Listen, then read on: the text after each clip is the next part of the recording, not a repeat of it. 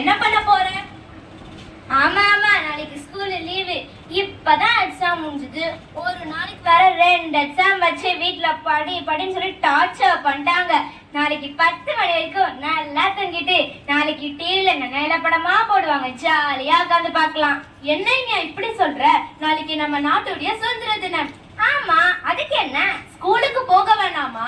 வேணாம். ஏன் ஏன் போகணும்? போனா ஒரே ஒரு சாக்லேட் தான் தருவாங்க, அதை வச்சுக்கிட்டு என்ன பண்ண முடியும்? என்னங்க இப்படி சொல்ற?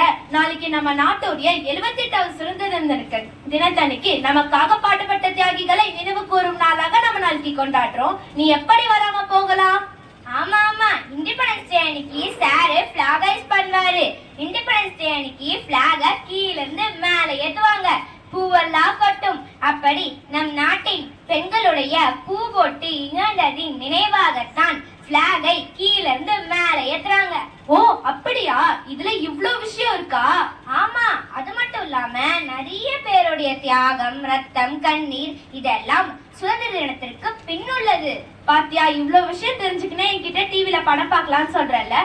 சரி, இப்ப நான் உனக்கு ஒரு விஷயத்த சொல்றேன். அதுல பிரிட்டிஷ் நம்மள எப்படி எப்படிலாம் இன்சல்ட் பண்றாங்க பத்தி தெரிஞ்சுக்கலாம். அப்படியா? பிரிட்டிஷ் நம்மள இன்சல்ட் கூட பண்ணாங்களா?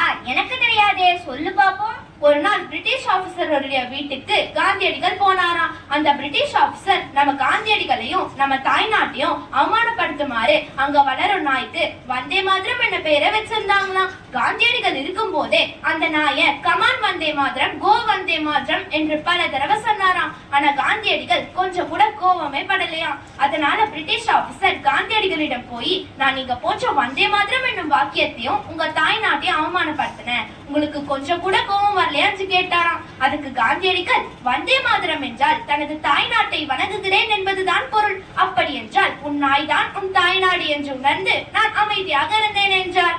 அப்படியா? வியப்பாக உள்ளதே. இப்ப நீ சொன்னதெல்லாம் உண்மையே நடந்துச்சா? ஆமா, நான் சொன்னது எல்லாமே 100க்கு 100 உண்மை. இது போல இந்தியாவுடன் இருந்து பாகிஸ்தான், ஆப்கானிஸ்தான், பங்களாதேஷ் ஆகிய நாடுகளும் இந்தியாவுடன் இருந்து பிறந்ததற்கு முக்கிய காரணம் பிரிட்டிஷ் மட்டும்தான். ட்ரேட் என்ற வணிக நோக்கத்தோடு வந்தவர்கள் நம் நாட்டை அடிமைப்படுத்தி நமது ஆட்சியாளர்களாக மாறினர். நம் நாட்டின் செல்வம், உழைப்பு அனைத்தையும் சொரண்டாங்க. அந்திய நாட்டின் சந்தையாக நம்முடைய இந்தியாவை மாத்திட்டாங்க. இது போல எண்ணற்ற நிகழ்வுகள் நடந்துள்ளன. இத்தினத்தன்று நம் நாட்டிற்காக தியாகம் செய்து நம் நாட்டிற்காக போராடிய அனைவரையும் நினைவு கூறுவோம். நான் இனிமே இண்டிபெண்டன்ஸ் எப்ப கண்டிப்பா ஸ்கூல் போயிடுவேன்ப்பா. ஏன் இனியா, சாக்லேட்கா? இல்ல இல்ல, நம்ம இவ்ளோ ஃப்ரீயா பேசுறோம், இவ்ளோ ஃப்ரீயா படிக்கிறோம், இதுக்கெல்லாம் முக்கிய காரணம் இண்டிபெண்டன்ஸ் டே தானே. அதனால இண்டிபெண்டன்ஸ் எப்ப கண்டிப்பா ஸ்கூல் போயிடுவேன். நீங்களும் போயிடுங்க. சுதந்திர தினத்தை பற்றி சில வரிகள். சுதந்திர காற்றை நாம் சுவாசித்துக் கொண்டிருக்கிறோம் என்று நினைக்கிறோம். இல்லை இல்லை, அந்த காற்று பல ஆயிரக்கணக்கில் இறந்த நம் போராட்ட வீரர்கள் உருவாக்கிவிட்டு சென்ற சுதந்திர காற்றாக இருக்கிறது. ஆகையால் தான் உரிமையோடு சுவாசித்துக் கொண்டிருக்கிறோம்.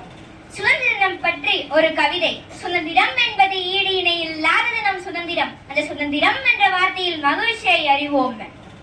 அயலார் எண்ணெயின் கருவில் அடைப்பட்டு இருள் சிறையிலிருந்து வெளியேறும் நேரம் தான் சுதந்திரம் என கொண்டோம். நம் பாரத அன்னையின் மடியில் தவழ்ந்து விளையாட இச்சுதந்திரத்தை பெற்றோம். அனைவருக்கும் நன்றி. வந்தே மாதரம்.